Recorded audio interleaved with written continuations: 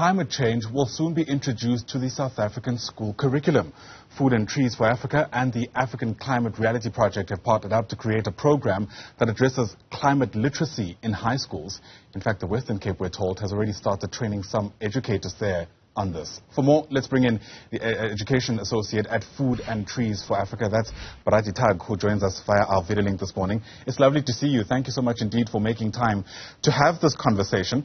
As a start, tell us a bit more about Food and Trees for Africa, I beg your pardon, and your interest in trying to ensure that climate change is taught in schools. Good morning, Ayanda. Food and Trees for Africa is a national greening organization. We were established 32 years ago, and our focus is on food security, food sovereignty, environmental matters, tree planting initiatives, climate awareness, and essentially empowering schools and communities to become self-reliant. Right, okay. In that context, it makes complete sense that this is something you'd be interested in. But does it matter to you at all that there's still this ongoing debate, sometimes even in literature, around whether or not climate change as we understand it even exists? I mean, I'm sure you've heard the argument so far. This idea that the temperature on Earth has changed always, for years, quite frankly, and what we're going through perhaps shouldn't be seen as this major catastrophe. What's your response to some of those parents who might truly believe that and therefore take exception to the fact that their children might be taught about climate change? It's important because climate change is being experienced throughout communities, whether it's in South Africa or nationally.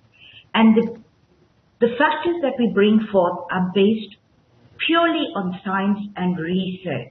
There are academic papers that are responding to climate risks that are happening. And we'd like to introduce it to learners so that they make an informed decision on what is happening. We've experienced climate crisis within our local communities, be it flooding, be it droughts, or reaching day zero in respect of water.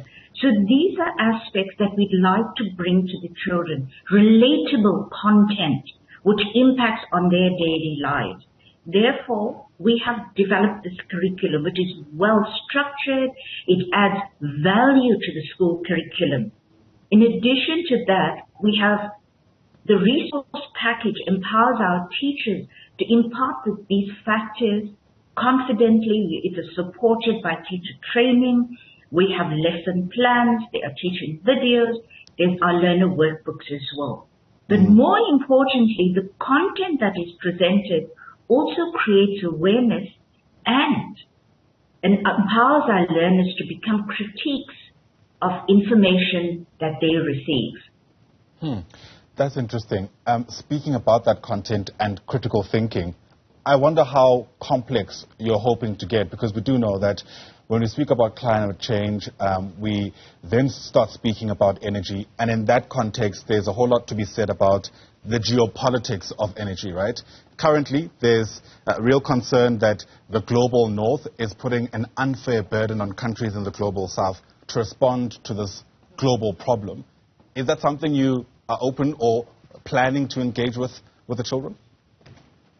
Yes, we are. Climate change essentially is a complex, like you say, it's a complex topic. But what we have done, we structured the approach to addressing it through various lenses. And it's presented in such a manner that the teachers can unpack this content, which is relatable, it's multidisciplinary, it's cross-curricular. So a child has an opportunity to look at the content which is simplified, it's relatable, it's also within their receptive level. So it may be seen as often we see it as something that is Eurocentric or has a Western paradigm. But we've taken the content from a South African perspective with South African stories which we all can identify with. How willing are you to also bring forward a plurality of voices? Because as I said at the start of our discussion, people see what's taking place in front of our eyes very differently. The important thing is we're not looking at climate change merely as a climate or an environmental crisis, but it's rather understanding the economic impacts and the infrastructure damages, displaced lives, the psychological and health impacts that this has on communities. Therefore, we're looking at a diverse approach to this. We have various lenses. We are looking at climate change through 5 lenses of youth, gender, civil society, journalism, and community. So we're giving the opportunity to people within that space to bring in their expertise, to share real stories, to share their South African experiences. All right. So far, we understand that teachers in the Western Cape are being trained in order to roll this out. What's the long-term plan? Rolling it out the country? We're looking at engaging with various departments of education. We commenced with the inaugural training in the Western Cape, which was very well received, and we've had feedback that the schools have already commenced with the dissemination of this information to teachers on their staff, because it is cross-curricular. It applies to various subjects within the school curriculum. It's the English, it's social sciences, it's life orientation, natural sciences, and it can be used in whatever space a teacher so desires to. Because the content has lesson plans, it has learner workbooks, and we have a documentary series which was formed in South Africa. It is South African stories that are told, and it is an opportunity for learners to engage with these at their levels. So the long-term focus is every province should have access to our resources that have been developed.